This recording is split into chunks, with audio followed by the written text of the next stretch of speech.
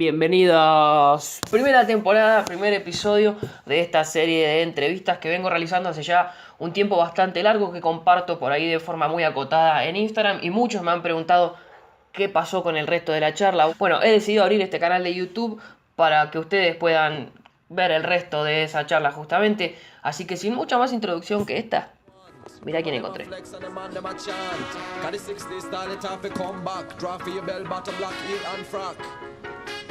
Shakala, good boy. Alright. Tell them no, sir. Alright, technology. Wind your body, wiggle your belly, tip and go down. New style around. Are you free wine? Shakalaka to the dancer. Originally, this movie was written. There was a very big producer, writer in the 90s, and he was very famous for writing things quickly.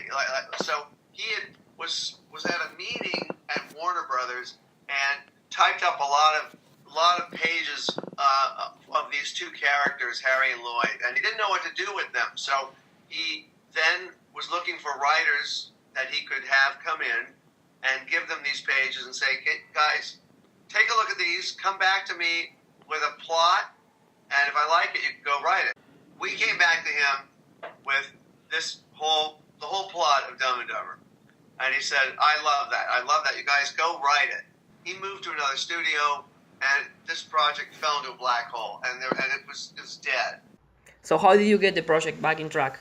After a couple years, Peter Farrelly, we dug it up again, and we just asked him if we could take it around and try and set it up. He said, sure, go ahead. You just can't use my name, to set it up. That's why I can't tell you who it is. Whatever you're imagining might be right. I'm going to say that. You go straight ahead, and you make the left over the bridge. That's a lovely accent you have. New Jersey? Every studio passed on it. Every studio, we would get notes saying this is the dumbest thing we've ever read. This is so stupid. We absolutely don't have any interest in these idiots.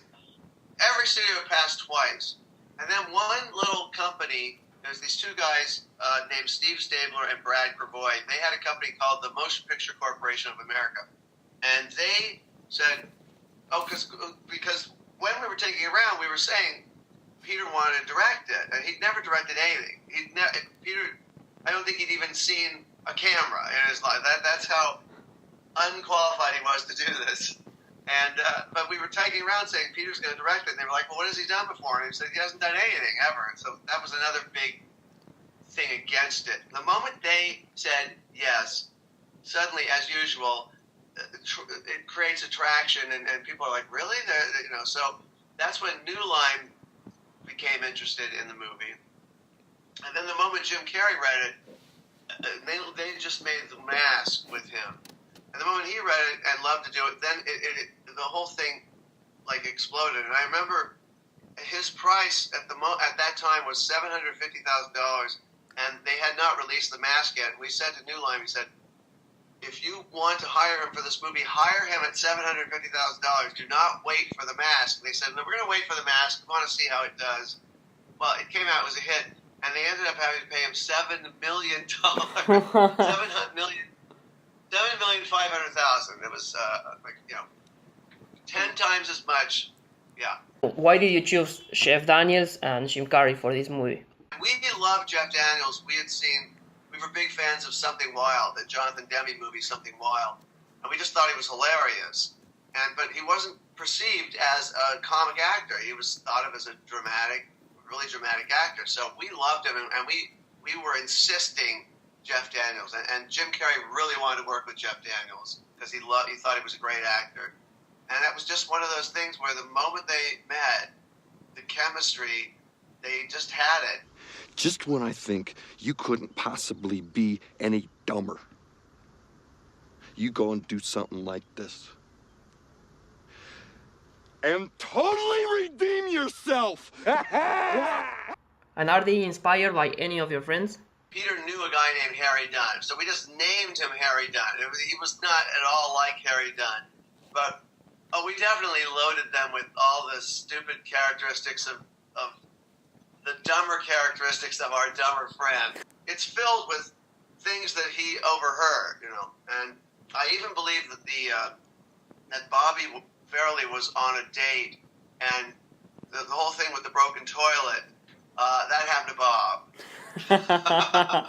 He didn't quite have an upset stomach, but he did go to pick up this girl, and she was upstairs, and he was like, I gotta go to the bathroom, and he ran to the bathroom downstairs, and she said, you know, he heard her calling out, oh, I hope you're not using the toilet downstairs, it's broken. I hope you're not using the toilet, it's broken. Huh? The toilet doesn't flush. No, I was just shaving.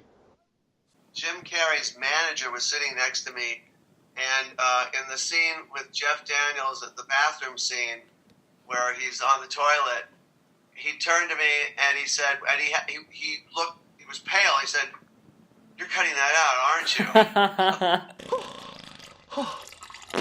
When did you decide to do a sequel of the movie? New Line wanted to do a sequel right away, and I think at the time Jim wasn't interested in making any sequels to anything he'd done. Jim Carrey, this is probably like 2014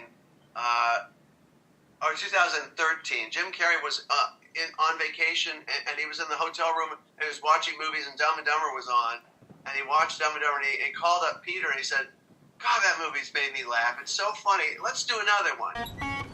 Maybe we should catch a bus to P. Stain's house. We can't. We got the bike. Well, that's okay. They got bike racks on the front of buses now. Cool.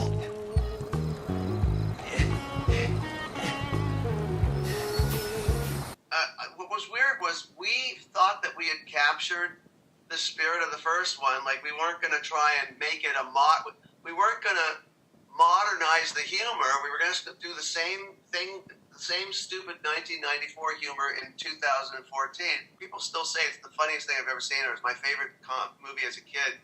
But when they saw Dumb and Dumber 2, they were angry at us. They thought like they had taken the characters and sort of made them their own, and they had ideas for the way that those characters should be that they thought that we were not being true to them. And I'm like, we're the guys who wrote that. We are being true to them. This is what we think, you know. So spilling the salt is very bad luck. We're driving across the country. The last thing we need is bad luck. Quick, toss some salt over your right shoulder. What the hell? Bueno, si llegaron hasta acá, muchas pero muchas gracias. Ojalá les haya gustado. Y les digo, vamos a tener más entrevistas, material hay de sobra. Hay más de 50 entrevistas que tengo hechas por Skype, así que vamos a seguir haciendo episodios, incluso más temporadas en las próximas semanas. Por lo pronto les digo, métanse en mis redes sociales, fíjense en Instagram sobre todo, donde prácticamente 2 o 3 veces por semana comparto pequeños fragmentos de estas entrevistas. Compartan, suscríbanse, comenten, de todo, que los quiero leer, quiero ver qué les pareció. Por supuesto, muchas gracias y nos vemos la semana que viene. Lloyd, cuando estaba por pensar que no podía ser más estúpido, vienes y haces algo como esto. Y te... reivindicando la mente.